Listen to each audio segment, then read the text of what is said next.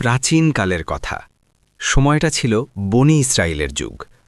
পৃথিবীর বুকে তখন নানা রকম পাপ ও অনাচার ছড়িয়ে পড়েছিল। মানুষের অন্তর থেকে দয়া, মায়া এবং স্রষ্টার প্রতি ভয় ধীরে ধীরে কমে আসছিল। সমাজের উঁচু স্তরের মানুষেরা নিজেদের অহংকার আর সম্পদে মত্ত ছিল, আর নিচু স্তরের মানুষেরা ধুঁকে ধুঁকে মরছিল। সেই সমাজে এমন এক নারী বাস করতেন, যার জীবন ছিল এক গভীর অন্ধকারের প্রতিচ্ছবি। তার নাম ইতিহাসে কোথাও লেখা নেই, তার পরিচয়ে কেউ মনে রাখেনি, কিন্তু তার জীবনের শেষ দিকের একটি ঘটনা তাকে চিরকালের জন্য অমর করে রেখেছে। এই নারীটি ছিলেন সমাজের চোখে একজন অত্যন্ত ঘৃণিত ব্যক্তি। তিনি এমন এক পেশায় যুক্ত ছিলেন যা সমাজ, ধর্ম এবং মানুষের বিবেক সবকিছুর চোখেই ছিল চরম পাপের। তিনি ছিলেন একজন পতিতা। তার এই জীবনে আসার পেছনের গল্পটা হয়তো অনেক করুণ ছিল। হয়তো কোনো এক সময় সেও স্বপ্ন দেখত একটি সুন্দর জীবনের, একটি সুখের সংসারের। হয়তো দারিদ্র্যের কষাঘাত, সমাজের নিষ্ঠুরতা কিংবা আপনজনদের প্রতারণা তাকে এই অন্ধকার পথে ঠেলে দিয়েছিল। কিন্তু সমাজ কখনো পেছনের গল্প শুনতে চায় না। সমাজ শুধু বর্তমানকে বিচার করে। আর তাই এই নারীটি সমাজের প্রতিটি মানুষের কাছে ছিল এক অভিশাপের মতো। রাস্তা দিয়ে যখন সে হেঁটে যেত, তখন সম্ভ্রান্ত পরিবারের নারীরা তাদের সন্তানদের আড়াল করে নিত। পুরুষেরা তাকে দেখে ঘৃণায় মুখ ফিরিয়ে নিত, আবার কেউ কেউ আড়ালে তার দিকে লালসার দৃষ্টিতে তাকাত। তার কোনো বন্ধু ছিল না, কোনো আপনজন ছিল না। তার দিনগুলো কাটত এক অসহনীয় একাকিত্বের মধ্যে। দিনের আলোতে সে নিজেকে লুকিয়ে রাখত, আর রাতের অন্ধকারে সে বের হতো তার পাপের জীবন যাপন করতে। তার এই জীবনে কোনো শান্তি ছিল না, কোনো আনন্দ ছিল না, ছিল শুধু এক বুক চাপা কষ্ট আর হাহাকার। মাঝে মাঝে রাতের নিস্তব্ধতায় যখন সে একা থাকত, তখন তার বুকের ভেতরটা ডুকরে কেঁদে উঠত। সে আকাশের দিকে তাকিয়ে ভাবত, হে স্রষ্টা, আমার জীবনটা কেন এমন হলো? আমি কি চিরকাল এই অন্ধকারের মাঝেই হারিয়ে যাব? আমার কি কোনো ক্ষমা নেই? তার চোখের পানি গাল বেয়ে গড়িয়ে পড়ত, কিন্তু সেই পানি মোছার মতো কেউ ছিল না। সে জানত সে অনেক বড় পাপী। তার পাপের বোঝা এতই ভারী যে তা হয়তো আকাশের মেঘমালাকেও ছাড়িয়ে গেছে। সে ভাবত, আল্লাহ হয়তো তাকে কখনোই ক্ষমা করবেন না, তার জন্য হয়তো শুধু জাহান্নামের আগুনই অপেক্ষা করছে। কিন্তু মানুষের অন্তর বড় অদ্ভুত।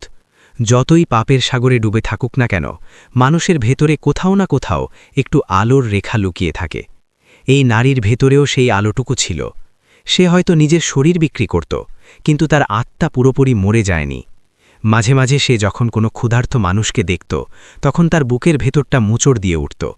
সে হয়তো নিজের উপার্জিত পাপের টাকা থেকেই কাউকে কিছু খেতে দিত, কিন্তু পরক্ষণেই তার মনে হতো, আমার মতো পাপীর দান কি আল্লাহ কবুল করবেন? আমার তো কোনো ইবাদতই কবুল হওয়ার যোগ্য নয়। তার এই মানসিক দ্বন্দ্ব তাকে প্রতিনিয়ত কুড়ে কুড়ে খেত। সে চাইতো এই জীবন থেকে পালিয়ে যেতে, কিন্তু কোথায় যাবে সে? সমাজ তাকে কোথাও গ্রহণ করবে না। তার কপালে যে কলঙ্কের দাগ লেগে গেছে তা কোনো দিন মুছবে না। তাই সে বাধ্য হয়েই এই জীবনকে মেনে নিয়েছিল। কিন্তু তার অন্তরের গভীরে সবসময় একটা মুক্তির আকাঙ্ক্ষা কাজ করত। সে চাইত এমন কোনো এক জায়গায় চলে যেতে যেখানে কেউ তাকে চিনবে না, কেউ তাকে ঘৃণা করবে না, যেখানে সে নতুন করে বাঁচতে পারবে। দিনগুলো এভাবেই কেটে যাচ্ছিল। তার জীবনে কোনো পরিবর্তন আসছিল না, কিন্তু আল্লাহ তাআলার পরিকল্পনা মানুষের চিন্তার বাইরে। তিনি কখন কাকে কিভাবে হেদায়েত দান করবেন তা কেউ জানে না। তিনি রহমান, তিনি রহিম, তার দয়ার কোনো সীমা নেই। তিনি তার বান্দাদের প্রতি এতই দয়ালু যে তিনি শুধু বাহ্যিক আমল দেখেন না, তিনি মানুষের অন্তর দেখেন। তিনি দেখেন মানুষের ভেতরের সেই ছোট্ট আলোর রেখাটুকু, যা হয়তো সমাজের চোখে ধরা পড়ে না। এই নারীর জীবনেও এমন এক সময় আসতে চলেছিল যা তার পুরো জীবনকে বদলে দেবে। তার সমস্ত পাপ, সমস্ত গ্লানি মুছে গিয়ে সে এমন এক মর্যাদায় আসীন হবে যা হয়তো অনেক বড় বড় ইবাদতকারীও কল্পনা করতে পারে না। কিন্তু সেই পরিবর্তনের পথটা মোটেও সহজ ছিল না। তাকে এক কঠিন পরীক্ষার মধ্য দিয়ে যেতে হবে। আর সেই পরীক্ষার প্রস্তুতি হিসাবেই হয়তো তার অন্তরে এই অনুশোচনার আগুন জ্বলছিল। সে বুঝতে পারছিল না যে তার এই চোখের পানি, তার এই অনুশোচনা আল্লাহর দরবারে পৌঁছাতে শুরু করেছে। মরুভূমির রুক্ষ প্রকৃতি যেমন এক ফোঁটা বৃষ্টির জন্য হাহাকার করে, তেমনি তার অন্তরও এক ফোঁটা রহমতের জন্য হাহাকার করছিল।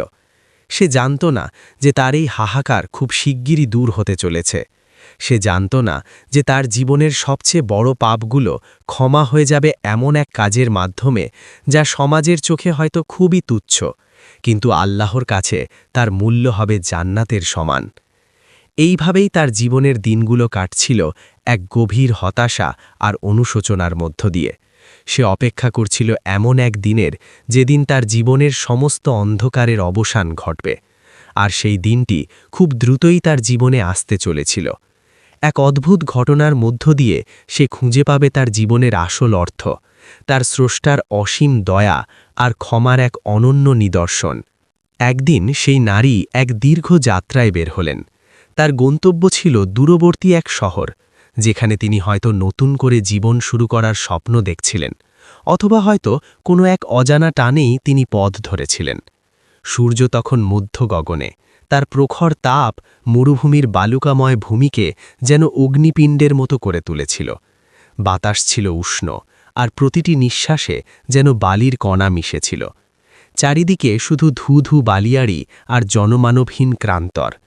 মাঝে মাঝে দু একটি কাঁটাযুক্ত ঝোপ ছাড়া আর কোনো প্রাণের চিহ্ন ছিল না। এই রুক্ষ পরিবেশে পথ চলা ছিল এক কঠিন পরীক্ষা। নারীটি তার মাথার ওপর ওড়না টেনে দিয়েছিলেন সূর্যের তীব্র তাপ থেকে নিজেকে রক্ষা করার জন্য। তার পরনে ছিল সাধারণ পোশাক, যা এই দীর্ঘ যাত্রার জন্য মোটেও উপযুক্ত ছিল না। তার হাতে ছিল একটি ছোট পুটলি, যার ভেতরে ছিল সামান্য কিছু খাবার আর পানীয়। কিন্তু মরুভূমির এই অনন্ত পথ যেন তার সমস্ত শক্তি শুষে নিচ্ছিল। তার গলা শুকিয়ে কাঠ হয়ে গিয়েছিল, আর প্রতিটি পদক্ষেপে তার শরীর যেন বিদ্রোহ করছিল। তার মনে হচ্ছিল এই পথ যেন আর শেষ হবে না। পথ চলতে চলতে তার মনে অতীতের স্মৃতিগুলো ভিড় করে আসছিল। তার জীবনের পাপ, সমাজের ঘৃণা, একাকিত্ব সবকিছু যেন তাকে আরও বেশি ক্লান্ত করে তুলছিল। সে ভাবছিল, এই যাত্রার কি কোনো অর্থ আছে? সে কি সত্যি এই অন্ধকার জীবন থেকে মুক্তি পাবে, নাকি তার নিয়তি তাকে চিরকাল এই পাপের জালেই আটকে রাখবে? তার চোখের কোণে জল জমে উঠছিল, কিন্তু মরুভূমির উষ্ণ বাতাস সেই জল শুকিয়ে দিচ্ছিল।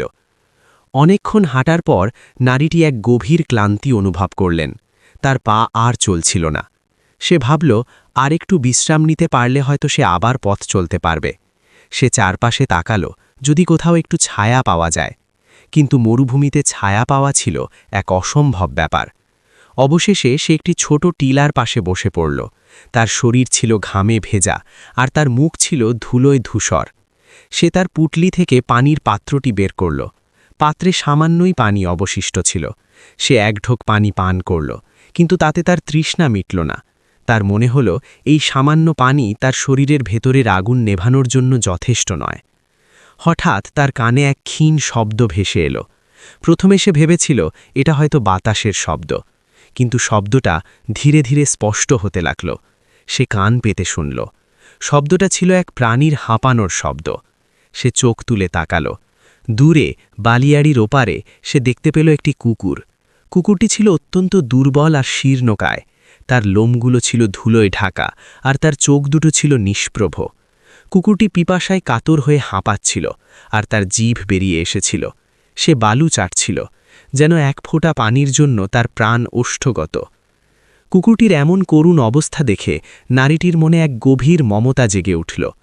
তার নিজের জীবনের পাপ তাকে হয়তো অনেক কিছু থেকে দূরে রেখেছিল, কিন্তু এই অসহায় প্রাণীর কষ্ট দেখে তার অন্তর কেঁপে উঠল। সে তার নিজের তৃষ্ণার কথা ভুলে গেল। তার মনে হল, এই কুকুরটি হয়তো তার চেয়েও বেশি পিপাসার্ত। তার মনে হল, এই কুকুরটির জীবন হয়তো তার চেয়েও বেশি বিপন্ন। নারীটি ধীরে ধীরে কুকুরটির দিকে এগিয়ে গেল। কুকুরটি প্রথমে ভয় পেয়েছিল, কিন্তু যখন সে দেখল নারীটি তার দিকে কোনো ক্ষতি করার উদ্দেশ্যে আসছে না, তখন সে শান্ত হল। নারীটি কুকুরটির পাশে বসল। সে কুকুরটির মাথায় হাত বোলাল। কুকুরটি তার দিকে তাকালো, আর তার চোখে ফুটে উঠল এক অসহায় আকুতি। নারীটি বুঝতে পারল কুকুরটি পানির জন্য কতটা ছটপট করছে। তার মনে পড়ে গেল একটি হাদিসের কথা, যা সে হয়তো কোনো এক সময় শুনেছিল। সেই হাদিসে বলা হয়েছিল, কোনো প্রাণীর প্রতি দয়া করা আল্লাহর কাছে অত্যন্ত প্রিয়।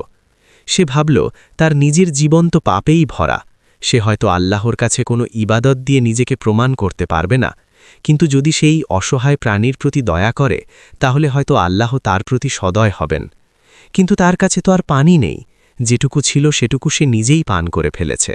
সে চারপাশে তাকালো, যদি কোথাও পানির উৎস পাওয়া যায়। দূরে সে দেখতে পেল একটি কূপ। কূপটি ছিল অনেক গভীর আর তার চারপাশে কোনো গাছপালা ছিল না। কূপের কাছে পৌঁছাতে তার আরও অনেক পথ হাঁটতে হবে, কিন্তু কুকুরটির অবস্থা দেখে তার মনে হল যদি সে এখনই কিছু না করে তাহলে কুকুরটি হয়তো মারা যাবে। নারীটি উঠে দাঁড়াল। তার শরীর ছিল ক্লান্ত, কিন্তু তার মনে ছিল এক দৃঢ় সংকল্প। সে কুকুরটিকে নিয়ে কূপের দিকে হাঁটতে শুরু করল। কুকুরটিও যেন তার মনের কথা বুঝতে পারছিল। সে ধীরে ধীরে নারীটির পিছু পিছু হাঁটতে লাগল। পথ ছিল বন্ধুর আর সূর্যের তাপ ছিল অসহনীয়, কিন্তু নারীটি তার সংকল্প থেকে এক চুলও নড়ল না। তার মনে শুধু একটাই চিন্তা ছিল, এই কুকুরটিকে বাঁচাতে হবে। অনেক কষ্টে তারা কূপের কাছে পৌঁছাল। কূপটি ছিল অনেক গভীর আর তার ভেতরে পানি ছিল, কিন্তু পানি তোলার কোনো পাত্র ছিল না। নারীটি হতাশ হয়ে পড়ল। সে ভাবল এতদূর এসেও কি সে কুকুরটিকে বাঁচাতে পারবে না। তার চোখের কোণে জল জমে উঠল। সে কুকুরটির দিকে তাকাল। কুকুরটিও তার দিকে তাকিয়েছিল আর তার চোখে ছিল এক করুণ আকুতি। নারীটি কিছুক্ষণ ভাবল। তার মনে হল তাকে কিছু একটা করতেই হবে। সে তার নিজের জীবনের কথা ভাবল। তার জীবন তো পাপেই ভরা। সে যদি এই কুকুরটিকে বাঁচাতে না পারে তাহলে তার জীবনের আর কি মূল্য থাকবে। সে তার সমস্ত শক্তি একত্রিত করল। তার মনে হল আল্লাহ হয়তো তাকে এই সুযোগ দিয়েছেন তার পাপ মোচনের জন্য।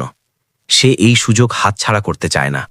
সে চারপাশে তাকালো, যদি কোনো দড়ি বা পাত্র পাওয়া যায়, কিন্তু মরুভূমিতে এমন কিছু পাওয়া ছিল অসম্ভব। সে তার নিজের পোশাকের দিকে তাকালো। তার পরনে ছিল একটি লম্বা ওড়না। সে ভাবল এই ওড়না দিয়ে কি পানি তোলা সম্ভব। তার মনে হল তাকে চেষ্টা করতেই হবে। সে তার ওড়না খুলে ফেলল। ওড়নাটি ছিল অনেক লম্বা, কিন্তু তা দিয়ে কূপের গভীর থেকে পানি তোলা সম্ভব ছিল না। নারীটি হতাশ হয়ে পড়ল। সে ভাবল তার সমস্ত চেষ্টা কি ব্যর্থ হবে। সে কি সত্যিই এই কুকুরটিকে বাঁচাতে পারবে না। তার মনে হল তার জীবনের সমস্ত পাপের ফল হয়তো তাকে ভোগ করতে হচ্ছে। সে হয়তো কোনো ভালো কাজ করার যোগ্য নয়, কিন্তু তার অন্তরের গভীরে কোথাও একটা আশা লুকিয়েছিল। সে জানত আল্লাহ তাআলা দয়ালু, তিনি হয়তো তাকে কোনো পথ দেখাবেন। সে আবার কুকুরটির দিকে তাকাল। কুকুরটি তখনও পিপাসায় কাতর হয়ে হাঁপাচ্ছিল। তার মনে হল এই কুকুরটির জীবন তার নিজের জীবনের চেয়েও বেশি মূল্যবান। সে যদি এই কুকুরটিকে বাঁচাতে পারে তাহলে হয়তো তার জীবনের সমস্ত পাপ মোচন হয়ে যাবে। সে তার সমস্ত শক্তি একত্রিত করল। তার মনে হল তাকে কিছু একটা করতেই হবে। সে তার পায়ের মোজা খুলে ফেলল। মোজাটি ছিল ছোট, কিন্তু তা দিয়ে হয়তো সামান্য পানি তোলা সম্ভব। সে মোজাটিকে তার ওড়নার সাথে বেঁধে সাবধানে কূপের গভীরে নামিয়ে দিল। তার মনে ছিল এক অদম্য সাহস আর এক গভীর মমতা। নারীটি তার পায়ের মোজাটিকে ওড়নার সাথে বেঁধে সাবধানে কূপের গভীরে নামিয়ে দিলেন। কূপটি ছিল অনেক গভীর আর মোজাটি ছিল ছোট, তাই একবারেই অনেক পানি তোলা সম্ভব ছিল না। কিন্তু নারীটি হাল ছাড়লেন না। তার মনে ছিল এক অদ্ভুত শক্তি, যা তাকে এই কঠিন কাজ করতে অনুপ্রাণিত করছিল। তার জীবনের সমস্ত পাপ, সমস্ত গ্লানি যেন এই মুহূর্তে তার মন থেকে মুছে গিয়েছিল। তার চোখে তখন শুধু একটিই লক্ষ্য, পিপাসার্ত কুকুরটিকে বাঁচানো। অনেক কষ্টে তিনি মোজা ভর্তি করে পানি তুললেন। মোজাটি ছিল ভিজে সপসপে আর তার ভেতর থেকে পানি চুইয়ে পড়ছিল। নারীটি দ্রুত মোজাটি কূপ থেকে উপরে টেনে তুললেন এবং কুকুরটির সামনে ধরলেন। কুকুরটি যেন এক নতুন জীবন ফিরে পেল। সে দ্রুত মোজা থেকে পানি পান করতে লাগল। তার জিহ্বা দিয়ে পানি চাটতে চাটতে সে যেন এক স্বর্গীয় তৃপ্তি অনুভব করছিল। নারীটি কুকুরটির দিকে পাকিয়ে রইলেন। তার চোখে তখন কোনো ঘৃণা ছিল না, কোনো পাপের চিহ্ন ছিল না। ছিল শুধু এক গভীর মমতা আর আত্মতৃপ্তি। একবার পানি পান করে কুকুরটির তৃষ্ণা পুরোপুরি মিটল না। নারীটি বুঝতে পারলেন কুকুরটির আরও পানি প্রয়োজন। তিনি আবার মোজাটিকে কূপের গভীরে নামিয়ে দিলেন। এবারও অনেক কষ্টে তিনি মোজা ভর্তি করে পানি তুললেন এবং কুকুরটিকে পান করালেন। এভাবে তিনি বারবার পানি তুললেন এবং কুকুরটিকে পান করালেন, যতক্ষণ না কুকুরটির তৃষ্ণা পুরোপুরি মিটে গেল। কুকুরটি যখন তৃপ্তি সহকারে পানি পান করে শান্ত হল, তখন সে নারীটির দিকে কৃতজ্ঞতার দৃষ্টিতে তাকাল। তার চোখে তখন কোনো ভয় ছিল না, ছিল শুধু এক গভীর ভালোবাসা আর শ্রদ্ধা। নারীটি কুকুরটির মাথায় হাত বুলালেন। কুকুরটি তার হাতে মুখ ঘষতে লাগল। এই মুহূর্তে নারীটির মনে হল তার জীবনের সমস্ত কষ্ট, সমস্ত পাপ যেন এই মুহূর্তে ধুয়ে মুছে গেছে। তার মনে এক অদ্ভুত শান্তি অনুভব হল। সে বুঝতে পারল এই ছোট্ট একটি কাজ যা সে সম্পূর্ণ নিঃস্বার্থভাবে করেছিল তা তার জীবনের সবচেয়ে বড় প্রাপ্তি। এই ঘটনাটি ছিল একজন পাপী নারীর জীবনের এক টার্নিং পয়েন্ট। তার এই দয়ার্দ্রতা, এই করুণা আল্লাহ তালার কাছে অত্যন্ত প্রিয় হয়ে উঠল। আল্লাহ তালা তার বান্দাদের প্রতি অত্যন্ত দয়ালু। তিনি শুধু আমাদের বড় বড় ইবাদত দেখেন না, বরং আমাদের অন্তরের দয়া, মমতা এবং সৃষ্টির প্রতি আমাদের আচরণও দেখেন। এই নারীটি হয়তো তার জীবনে অনেক পাপ করেছিলেন, কিন্তু তার এই একটি নেক আমল তার সমস্ত পাপকে ছাড়িয়ে গিয়েছিল। আল্লাহ তাআলা ফেরেশতাদের কাছে এই নারীর দয়ার কথা বর্ণনা করলেন। তিনি বললেন, দেখো আমার বান্দাদের, এই নারীটি তার জীবনের সমস্ত পাপের বোঝা নিয়েও একটি অসহায় প্রাণীর প্রতি দয়া দেখিয়েছে। সে তার নিজের তৃষ্ণার কথা ভুলে গিয়ে একটি পিপাসার্থ কুকুরকে পানি পান করিয়েছে। তার এই দয়ার্দ্রতা আমার কাছে অত্যন্ত প্রিয়। আমি তার সমস্ত পাপ ক্ষমা করে দিলাম এবং তাকে জান্নাতের সুসংবাদ দিলাম। এই খবর যখন সমাজের মানুষের কাছে পৌঁছল, তখন তারা অবাক হয়ে গেল। তারা বিশ্বাস করতে পারছিল না যে একজন পতিতা নারী জান্নাত লাভ করতে পারে। কিন্তু আল্লাহ তাআলা যা চান তাই হয়। তিনি যাকে চান তাকে ক্ষমা করে দেন, তিনি যাকে চান তাকে জান্নাত দান করেন। তার দয়ার কোনো সীমা নেই। এই ঘটনার পর নারীটির জীবন পুরোপুরি বদলে গেল। সে তার পাপের জীবন ছেড়ে দিল। সে আল্লাহর পথে ফিরে এলো। সে তার বাকি জীবন আল্লাহর ইবাদতে এবং মানুষের সেবায় অতিবাহিত করল। তার এই পরিবর্তন দেখে সমাজের মানুষেরাও অবাক হয়ে গেল। তারা বুঝতে পারল আল্লাহর রহমত কত বিশাল। কোনো পাপীও যদি অনুতপ্ত হয়ে আল্লাহর পথে ফিরে আসে এবং ভালো কাজ করে, তাহলে আল্লাহ তাকে ক্ষমা করে দেন। এই গল্পটি আমাদের শেখায় আল্লাহর রহমত অপরিসীম, আর কোনো নেক আমলই তার কাছে তুচ্ছ নয়। একটি ছোট দয়ার কাজও বান্দাকে জান্নাতের পথে নিয়ে যেতে পারে। আল্লাহ শুধু বাহ্যিক ইবাদত নয়, অন্তরের দয়া ও সৃষ্টির প্রতি আচরণও দেখেন। একজন পাপী নারীও একটি তৃষ্ণার্ত প্রাণীর প্রতি দয়া দেখিয়ে আল্লাহর ক্ষমা লাভ করেছিলেন। এতে প্রমাণ হয় কেউ তার অতীত দ্বারা নয়, বরং তওবা ও নেক আমলের মাধ্যমে আল্লাহর কাছে প্রিয় হতে পারে। তাই আমাদের উচিত সবসময় সৃষ্টির প্রতি দয়ালু হওয়া এবং আল্লাহর রহমতের ওপর ভরসা রাখা, কারণ একটি ছোট দয়ার কাজই হতে পারে আমাদের নাজাতের কারণ।